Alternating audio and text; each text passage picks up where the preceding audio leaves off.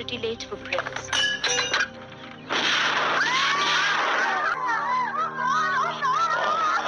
గాంధీని చంపిన తర్వాత నాథూరాం గాడ్సేకి అక్కడి నుంచి పారిపోయే అవకాశం ఉంది. కాకపోతే అతను పారిపోకుండా అక్కడ నిలబడి పోలీసులకు లొంగిపోయాడు. ఆ తర్వాత కొన్ని రోజులకి అతనికి మరణశిక్ష విధించారు. అయితే అసలు ఈ నాథూరాం గాడ్సే ఎవరు? ఇతను మహాత్మా గాంధీని ఎందుకు చంపాడు? గాంధీ గారు చేసిన తప్పులేంటి? ఈ విషయాలన్నింటినీ మనం ఈ వీడియోలో ఇన్ డీటెయిల్గా తెలుసుకుందాం. కానీ ఎప్పట్లాగే వీడియోలోకి వెళ్లే ముందు మీ అందరికీ ఒక చిన్న ప్రశ్న. బ్రిటిష్ వారిని దేశం నుంచి తరిమేందుకు సుభాష్ చంద్రబోస్ గారు ఏర్పాటు చేసిన ఆర్గనైజేషన్ పేరేంటి? Number 1 Indian national Congress, number 2 all India Muslim league, number 3 Azad Hindu Fauj, number 4 Rashtriya స్వయం సేవక్ సంఘ్. మీ ఆన్సర్ని కింద కామెంట్లో చెప్పండి. చూద్దాం మీలో ఎంతమంది కరెక్ట్గా ఆన్సర్ చెప్తారు అనేది. దీనికి రైట్ ఆన్సర్ నేను వీడియో ఎండ్లో చెప్తాను. కాబట్టి వీడియోని ఏమాత్రం స్కిప్ చేయకుండా పూర్తిగా చూసి అన్ని విషయాలు తెలుసుకోండి.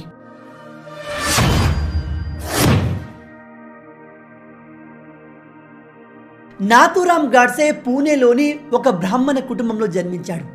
ఇతనికి చిన్నప్పటి నుంచి అమితమైన దేశభక్తి ఉండేది. అప్పుడు స్వాతంత్రం కోసం పోరాడుతున్న రోజులు కాబట్టి ఇతను తన చదువును పూర్తి చేయకముందే స్వాతంత్ర ఉద్యమంలో చేరిపోయాడు. మొదటగా ఇతను తన సోదరులతో కలిసి ఆర్ఎస్ఎస్లో జాయిన్ అయ్యాడు. గాడ్సే సొంతంగా ఒక న్యూస్ పేపర్ని కూడా రన్ చేశారు. దాని పేరే హిందూ రాష్ట్ర. ఆ తర్వాత ఇతను హిందూ రాష్ట్ర దళ అనే పేరుతో ఒక సొంత ఆర్గనైజేషన్ కూడా స్టార్ట్ చేశారు. ఆ ఆర్గనైజేషన్ యొక్క మెయిన్ ఎజెండా దేశ స్వాతంత్రం కోసం పోరాడటం. స్టార్టింగ్ లో గాడ్సే మహాత్మా గాంధీని ఎంతో ఇష్టపడేవారు. అతని పద్ధతిలో నడిచేవారు. గాంధీ గారు చేపట్టిన సివిల్ డిసోబీడియంట్ మూవ్మెంట్లో గాడ్సే గారు చాలా యాక్టివ్గా పార్టిసిపేట్ చేశారు. కానీ ఆ తర్వాత గాడ్సే గారికి గాంధీ పైన ఒపీనియన్ మారిపోయింది. గాంధీ గారు ఫాలో అయ్యే అహింసా విధానం దేశ ప్రజల్ని బలహీనులుగా మారుస్తుందని గాడ్సే నమ్మేవారు. అంతేకాదు గాడ్సే గారి ప్రకారం ఈ గాంధీ కారణంగానే దేశంలో ఎక్కువ మంది చనిపోయారు. అలాగే ఈ గాంధీ ఒక హిందూ విరోధి అని కూడా గాడ్సే గారు నమ్మేవారు. ఇండియా పార్టిషన్ సమయంలో లక్షల మంది చావుకు కారణం కూడా గాంధీయే అని ఇతను నమ్మేవాడు. అయితే అసలు గాడ్సే మహాత్మా గాంధీ గురించి ఎందుకు ఇలా ఆలోచించేవాడు? గాంధీ గారు చేసిన తప్పులేంటో మనం ఇప్పుడు 1 by 1 తెలుసుకుందాం.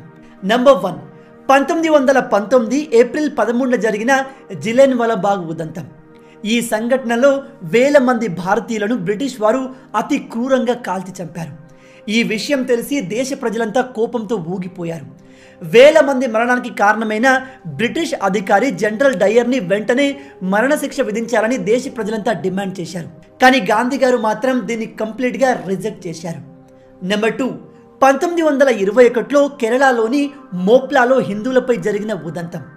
ఈ సంఘటనలో ఆ ప్రాంతంలో ఉన్న ముస్లింలు 10,000 కంటే ఎక్కువ మంది హిందువులను అతి కిరాతకంగా చంపేశారు.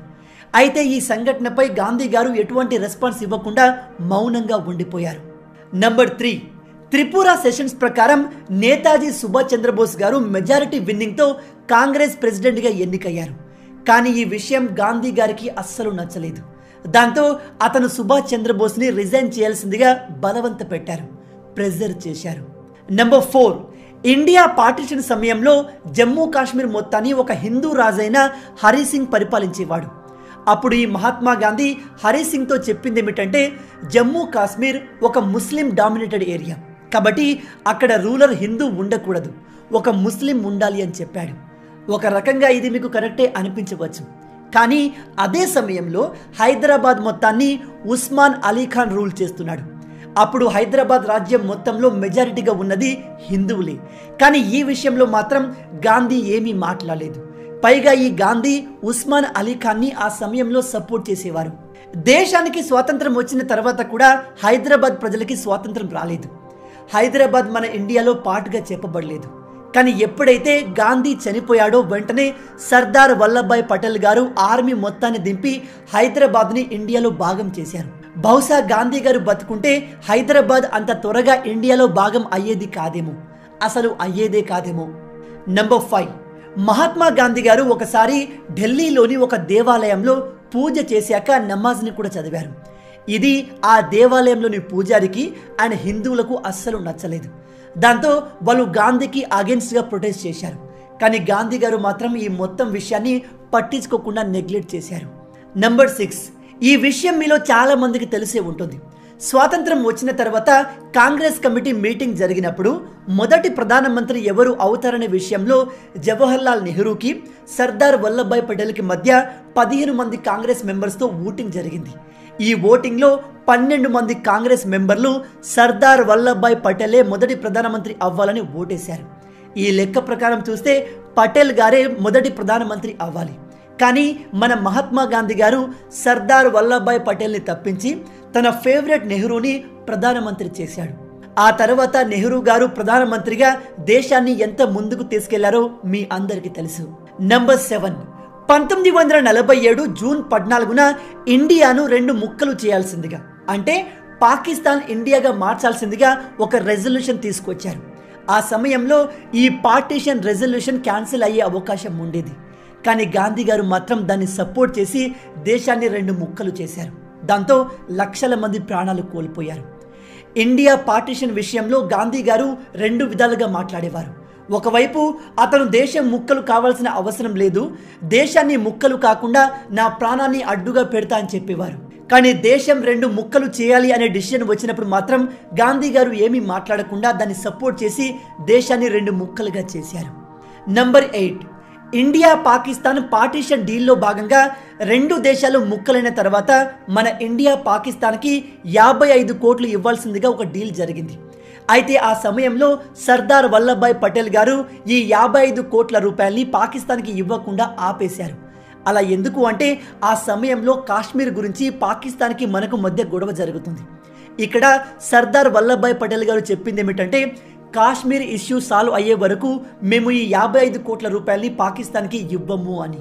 పటేల్ గారే కాదు, ఆ పొజిషన్లో ఎవరున్నా ఇదే స్టేట్మెంట్ ఇస్తారు. ఎందుకంటే ఒకవైపు పాకిస్తాన్ మన దేశంలోని ఒక ప్రాంతాన్ని లాక్కోవాలని గొడవ చేస్తుంది. అలాంటి సమయంలో మన డబ్బుల్ని వాళ్ళకు ఇవ్వాలని ఎవరు మాత్రం అనుకుంటారు? గాంధీ గారు తప్ప. గాంధీ గారికి ఈ విషయం నచ్చలేదు. దాంతో పాకిస్తాన్కి 55 కోట్ల రూపాయలు ఇవ్వాల్సిందే అని నిరాహార దీక్షకు కూర్చున్నాడు. అంతేకాదు ఈ 55 కోట్ల రూపాయలు పాకిస్తాన్కి ఇచ్చే వరకు నేను పచ్చి మంచినీళ్ళు కూడా ముట్టుకోనని స్టేట్మెంట్ ఇచ్చాడు. ఈ విధంగా మహాత్మా గాంధీ గారు పాకిస్తాన్కి 55 కోట్ల రూపాయలు ఇవ్వాల్సిందిగా భారతదేశం మొత్తాన్ని ఫోర్స్ చేశాడు. ఆ రోజు గాంధీ గారు చేసిన ఈ పని కారణంగా మన ఇండియా పాకిస్తాన్ ముందు కాస్త వీక్ అయింది. లేదా బహుశా ఈ కాశ్మీర్ ఇష్యూ ఆనాడే రిజాల్వ్ అయ్యేదేమో. ఇన్ని కారణాల వల్ల నాథూరామ్ గాడ్సే గారు ఈ మహాత్మా గాంధీ దేశానికి మంచి కాదు చెడే ఎక్కువ చేశాడు. అండ్ ఇతను దేశ అభివృద్ధికి మంచిది కాదు అని భావించి తన చేతులారా గాంధీని అంతమొందించారు. ఈ మొత్తం విషయాలు విన్నాక గాంధీ గారిపైన మీ ఒపీనియన్ ఏంటి? మీ ఆలోచనల్ని కింద కామెంట్లో చెప్పండి. ఇక నేను మిమ్మల్ని మొదట్లో అడిగిన ప్రశ్నకు సమాధానం విషయానికి వస్తే, బ్రిటిష్ వారిని దేశం నుంచి తరిమేందుకు సుభాష్ చంద్రబోస్ గారు ఏర్పాటు చేసిన ఆర్గనైజేషన్ పేరేంటి?